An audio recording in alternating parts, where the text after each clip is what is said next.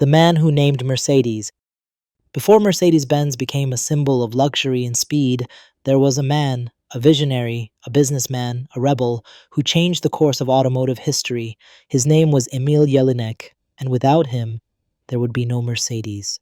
Emil Jellinek was born in 1853 in Leipzig, Germany. He wasn't an engineer, he wasn't a car designer, but what he had was something just as powerful, a dream. Shortly after his birth, the family moved to Vienna, where they lived for many years. At the age of 17, Emil began working as a clerk on the Moravian Railway. Just 2 years later, he was fired in disgrace when it was discovered that he had organized illegal nighttime train races. In 1872, he moved to France, settling in Nice. Thanks to his father's diplomatic connections, Emil secured a post at the Austro-Hungarian consulate, first in Morocco, then in Algeria. In 1889, his daughter was born and he named her Mercedes. Being quite superstitious, Jellinek believed that the name brought good fortune.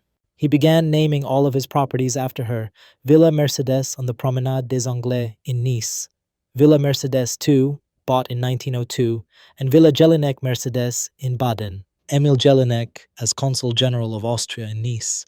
While in Nice, now serving as Austria's Consul General and deeply immersed in diplomatic and business circles, Jellinek began selling automobiles, primarily French makes.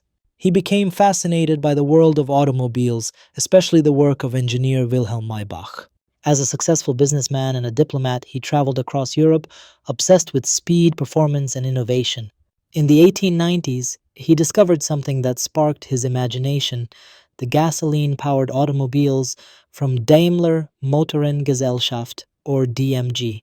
But for Jellinek, those early cars weren't fast enough. They weren't beautiful enough. They weren't modern. So he did something extraordinary.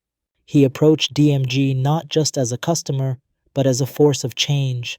He proposed radical improvements: a longer wheelbase, a lower center of gravity, a more powerful engine. A racing machine, not a toy. In 1900, he ordered 36 custom cars under one condition: they'd be named after his 11-year-old daughter, Mercedes.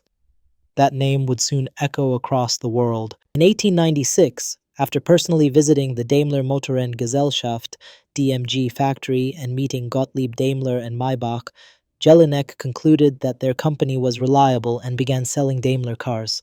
By 1899, Jellinek was participating in all the major automotive events on the French Riviera: hill climbs, sprints, and 90-kilometer rallies. He named his racing team Mercedes and soon earned the nickname Monsieur Mercedes across the Riviera. It dominated races, stunned engineers, and left every competitor in the dust. Journalists called it the first modern car. And suddenly the name Mercedes wasn't just a tribute to a little girl, it was a revolution on wheels. Emil Jellinek even began calling himself Emil Jellinek Mercedes. That's how much he believed in the brand he helped create. Emil Jellinek behind the wheel of a Phoenix double Phaeton 16 HP, winner of the first Semmering race with Hermann Braun, August 27, 1899. In 1899, DMG hired 3 driver mechanics, Wilhelm Bauer, Wilhelm Werner, and Hermann Braun, to test the racing capabilities of the Phoenix. In 1900, Bauer died in a crash during a race on the Riviera, veering off course to avoid a crowd. Shocked by the tragedy, Jellinek proposed that DMG create a brand new, safer, high-performance racing car. Under one condition: it would be named Mercedes. DMG agreed. Jellinek joined the company's board of directors and secured exclusive sales rights for France, Austria, Hungary, Belgium, and the United States. Since Panhard Levasseur held the exclusive license for the Daimler name in France, using a new name, Mercedes, allowed them to bypass legal restrictions. Though DMG's technical team dismissed Jellinek's ideas as intrusive, Maybach listened carefully and implemented many of them. Jellinek's requests included a longer wheelbase and wider track for better stability, a lower center of gravity, improved engine placement, Bosch electric ignition system. These innovations became benchmarks for modern cars. Jellinek's vision was clear: I don't want a car for today or tomorrow. It must be the car of the day after tomorrow. Emil Jellinek and driver Hermann Braun with their first 6 HP Daimler Phaeton, Baden near Vienna, 1898. And Braun driving a Porsche-designed car with a Daimler 40 HP engine at a Riviera race, April 7, 1902. Mercedes Simplex 40 HP in front of 57 Promenade des Anglais, Nice, Jellinek's home until 1902. DMG Paris rep Charlie at the wheel and Jellinek, right, in white hat, circa 1904-1906. The first Mercedes car was delivered on December 22, 1900 to Baron Henri de Rothschild, a passionate racer. That same year, Daimler's sons, Paul and Adolf, introduced the three-pointed star emblem. The car was an instant sensation. A director from the French Automobile Club reportedly said, "We have entered the age of Mercedes." The press celebrated the Mercedes name. Sales exploded. DMG's workforce grew from 340 employees in 1900 to 2,200 by 1904. In 1902, DMG officially branded all their future vehicles as Mercedes, and in 1903, Jellinek legally changed his name to Emil Jellinek Mercedes, famously saying, "This is probably the first time in history that a father takes his daughter's name." The first Mercedes, Daimler Mercedes, 35 HP, 1900. But in 1907, after Maybach's departure from DMG, Jellinek's interest in automobiles faded. Tensions with the company leadership led to his resignation. During World War I, his Austro-Hungarian citizenship brought him trouble in France, where he was accused of spying for Germany. In 1917, the family moved to neutral Switzerland, where he was arrested again, despite his efforts to stay uninvolved. In January 1918, Emil Jellinek passed away. All his property in France was confiscated.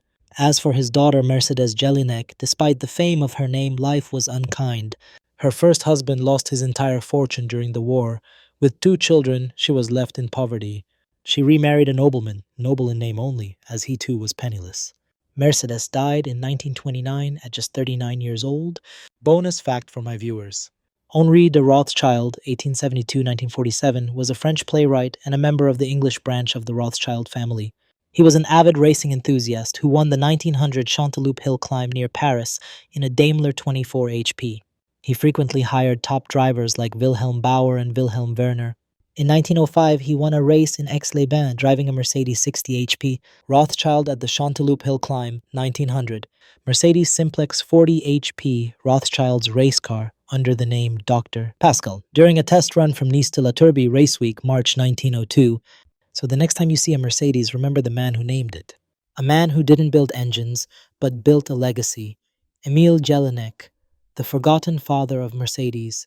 If you love hidden history and legendary machines, hit that like button, subscribe, and comment below. Had you ever heard of Emil Jellinek before today? This is for all filmmakers where stories drive us.